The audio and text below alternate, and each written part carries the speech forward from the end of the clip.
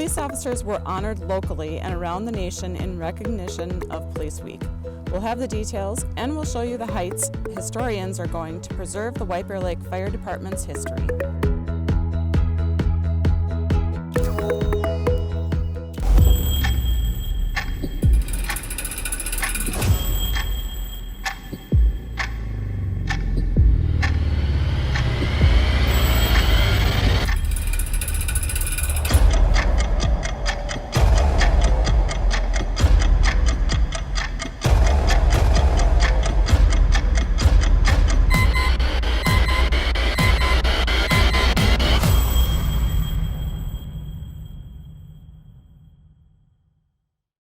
I'm Kurt Friesen.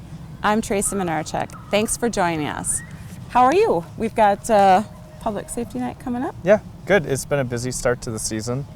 Public Safety Night, we're getting things ready and planned out. We'll have our trucks there. We'll do an auto extrication demonstration, so it'll be a fun night. Yep, we got public safety partners, hopefully Ramsey County Dispatch, so it should be fun. Yeah, should be a good night. The annual Law Enforcement Memorial Service has become a tradition in Ramsey County, honoring both those killed in the line of duty and their surviving families. Many of them return every year to be part of the service. Here's that story. Well, good morning, everyone, and thank you for joining us today for our 10th annual Suburban Ramsey County Law Enforcement Memorial Ceremony. Today we honor the 11 officers who were lost in the line of duty here in suburban Ramsey County. Although they all had very different stories and backgrounds, they all served for a purpose and cause far greater than themselves. Richard Crittenden, Sr. I'm just honored to be here and support police departments in the north area here, and remembering, Richard Crittenden and the sacrifice that he made for everybody. And I'm just glad that I was able to attend here. I am truly honored, humbled to have been invited to say a few words today. The gravity and significance of this event and this week in the Ramsey County community and across our country is certainly not lost on me. It takes a village to plan and pull off events like this, and it's important, I believe, that we gather to reminisce, remember, and retell stories of the law enforcement officers who have made the ultimate sacrifice. Respect the badge. Be grateful for the men and women brave enough to wear it, and always remember those who lost their lives protecting us. I'll finish by saying, sadly, these tragic stories continue. In fact, the St. Croix County deputy laid to rest just last Friday was the 4th officer or deputy in a 4-week span in the Midwest to be killed in the line of duty. This troubling trend should signal to everyone of the growing dangers America's law enforcement officers face each and every day, and this year is shaping up to be one of the most dangerous for police officers in recent history. As difficult as the process can be, I believe we should share the sorrow and pain publicly. We have to gather. We must remember and grieve as a community, like we're doing today, if there's any hope of making this profession safer, of changing attitudes, laws, and ultimately outcomes.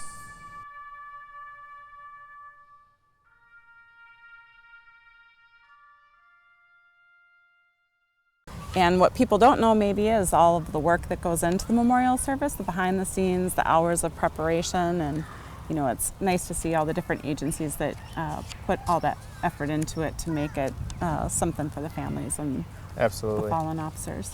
Yeah, it's good to have support. In our next segment, a young man shares his story of addiction to emphasize the importance of disposing of unused drugs. There's a safe and easy way to do it. Take a look. The first time I got introduced to opiates, I was about 16 and I was in a car accident. And it wasn't a bad car accident, but I went to the doctor and I got prescribed Percocet painkillers, opiates. And I started to take them and I started to misuse them because I found out you could get high from them. So I started taking more than prescribed, more than the bottle said, and then I developed an intolerance and then an addiction to them. The need for outreach is great because There's so many people that struggle with substance use disorder, and data shows that 52 million people over the age of 12 have reported misusing a medication or a prescription medication outside of the care of a physician. So we'll take anything. Prescription medications, over-the-counter medications, if you have syringes or needles with medications still in them, we can take those as well. No questions asked. You can't just throw them away or throw them down the toilet because that's not environmentally safe. It's bad for the environment. These drugs will get into the water, they'll get into the soil and cause issues. So by turning any of those prescription drugs in, we can properly dispose of them. We also have take-back locations throughout the county, both at our jail and our patrol station. I'm sharing my story of addiction in hopes that kids and parents and anyone who hears it can really hear how hard it was for me and how hard things can get in addiction and how bad the consequences can get, in hopes that they don't have to go through the same hard road that I did.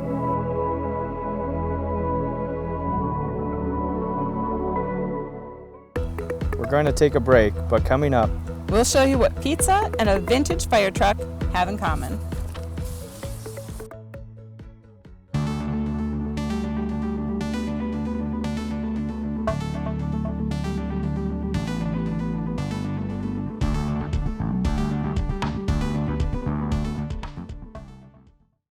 there have been black bear sightings in the area, and a DNR officer has some helpful information if you encounter one. Last month, a Minneapolis woman in Nisswa was injured by a black bear at a cabin on Gull Lake. DNR officer Dan Stark says such attacks are unusual. That's extremely rare. There's countless interactions that occur between people and bears in Minnesota and without any interaction or harm. Locally, there have been black bear sightings reported in Birchwood, Grant, Matamidi, and White Bear Township. Birchwood residents say a black bear has been ransacking bird feeders. Remove bird feeders. We recommend doing that from April until November, and at a minimum, putting them away at night. Stark says you should never approach a bear, and if you come into contact, stay calm and never run. But it's a serious situation too, because bears are powerful animals. They can injure somebody pretty serious. For more information on bear encounters, visit the Minnesota DNR's website. So what would you do if you saw a bear? I would do everything the DNR officer has told us to do. That's right, just leave it alone. Stay away from it. Yeah. On a sunny Saturday afternoon, the White Bear Lake Fire Department, Historical Society, and SCC came together to capture and preserve the history of the fire department. SCC's drone captured some footage of these vintage trucks. Yeah, it's nice. We had our American LaFrance fire truck, which was the first truck in the department. It's a order in 1929, and we received it in 1930. So it's a classic truck. You might see it in the parade. That's the one that comes through the parade and leads the parade. So it's fun to see it out. I know citizens like to see it Yeah, because it's fun to see. It is a fun truck. It was another crowded Touch-A-Truck event at Podvin Park. As you can see from our next video, there were a lot of happy faces.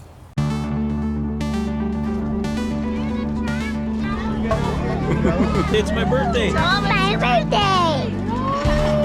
How old are you, Riley? 4.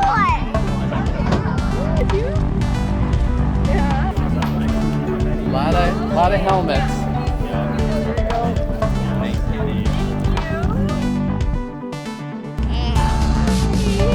So that we don't have to go into houses and look for people, we can have the robot do the work for us, right?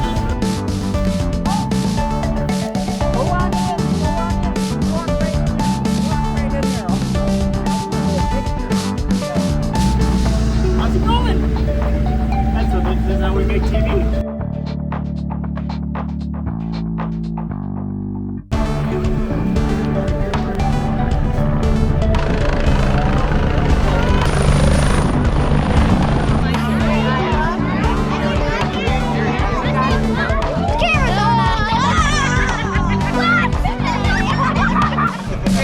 Much fun. You sit down and drive?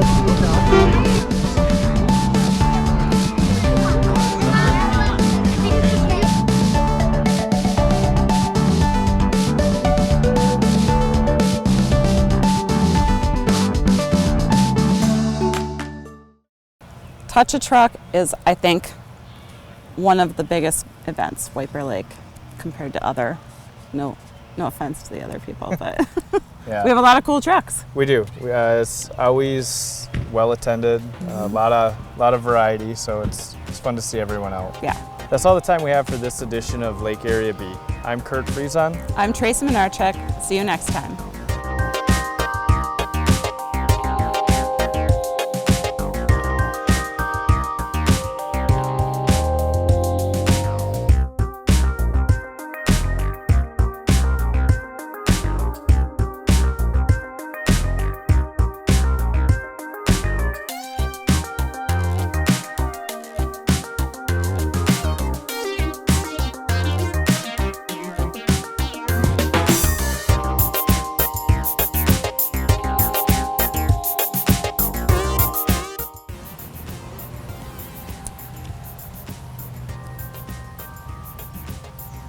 Oh, sorry. Yep. It's me. Yep. 3, 2, 1. SCC's drone Crap trip. What do they do? All right. Sorry. Try again. I'm gonna try. Pull it together. I'm trying. Ready? No. No. Okay. No. Okay. Sure. 3, 2, 1. On a Sunday. See? No, I did it. Yeah. Sunday. Sunny Saturday. Could be just on a Saturday afternoon, huh? Nope. She likes alliteration too. All right. 3, 2, 1.